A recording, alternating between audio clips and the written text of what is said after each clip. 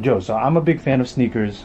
I've been watching every single episode of Sneaker Shopping. However, Thank you. I don't really know the origin story of sneaker shopping, so maybe you can educate me as well as some of these viewers on how sneaker shopping came about. Sure.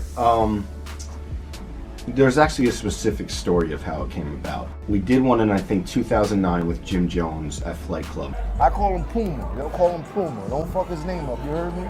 And it wasn't going to be a series or anything like that. At that time, we put Jim on the cover, I think a year or so before, and we were starting to do video content, but not like a slate or anything. And we had this idea of going sneaker shopping with him, and it was funny. Like, turned out to be really funny. He was like making fun of my tight pants. And then me and him come from two different style categories. Oh, here we go. Here we You know go. what I mean? I don't go that slim. So right there off top, we in two different categories. You know what I mean? Maybe if Wiz Khalifa was here, we could have put them in that category and then we could have matched them up. You know, we didn't shut the store down or anything like that. It was just like on a whim. That ran in 2009, and you know, I wasn't paying attention to views or anything like that. And to be fair, Complex wasn't really focusing on video. So that just was like a standalone thing. Then in 2013, when we started talking about video more, how sneaker shopping really started as a show, an episodic show. Wale, the infamous phone call threatening Complex after being left off the albums list in 2013. I'm sure anyone could see, find that online when he, told us to get the security ready, this, that, and the other. So months after that, there was obviously tension between us and Wale, and even if it wasn't any like real beef, obviously, just perception-wise, it was like Wale hates Complex. You know what I mean?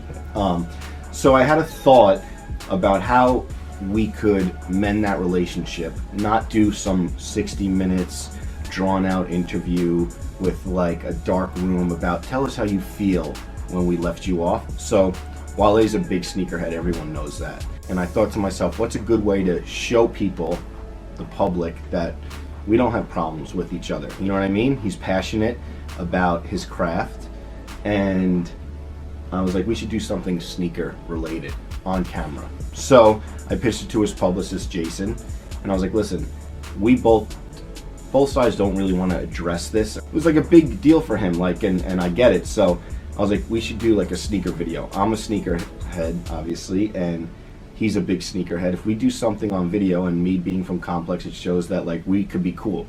So they agreed to it. We went to Miami and we shot at Unknown, LeBron's store. What up, everybody? It's Joe from Complex. We're in Miami at LeBron James sneaker store, Unknown, with the sneaker champ, Wale. We're going to get his thoughts on the current sneaker culture, and we're going to browse the shelves and see what he's into, what he's feeling, and we're going to take it from there. It was the first episode of like sneaker shopping, and in it he addresses the album list in like a very passive way, but it's funny. You obviously get a lot of pairs sent to you. What do you think the ratio is to how much you cop versus how much you get seated? Oh, I'm not high on Nike's list like I used to be. Like, Really? nah, I don't. Why not? I mean, who knows?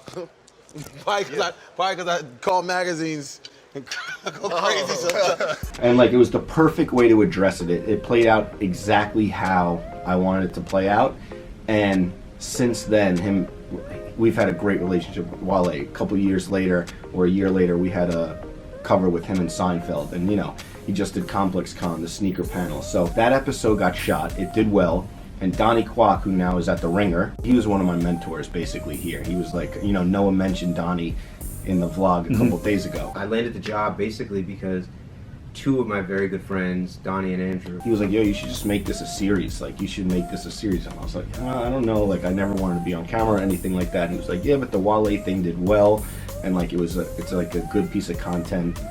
And the next one was Nick Young. No. This got you written all over it. No. I see you on Instagram with this and the shirt. This is the Brooklyn Rave Saturday night party. I seen you with a shirt that match. Just full paisley. Man. If you look at that episode, it's a little different where like I'm not acting a little bit, but I'm like way more like comedic than I am now on sneaker shopping. It was like, all right, that one did pretty well too.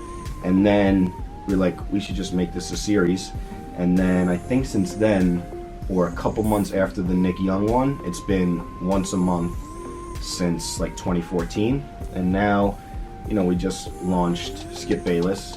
While this airs, I'll be in LA shooting another big one that's coming up soon. And then I fly back to New York a day later, and I'm going to shoot another big one, and then it's just going to be a constant cycle of more sneaker shopping. Okay. And, you know, I will let the vlog viewers know a little secret that people don't know. Okay. We're gonna go more frequent. Usually we're once a month. We're gonna up that soon. So there's gonna be more than just one sneaker shopping episode a month. Hopefully, in 2017, I'm definitely looking to top that. Dope, man. Yeah. Appreciate you sharing it with the viewers. No doubt. Thank you, Tony. Thank you, everyone. Make sure you watch this vlog every day. Support it. And yeah, that's it.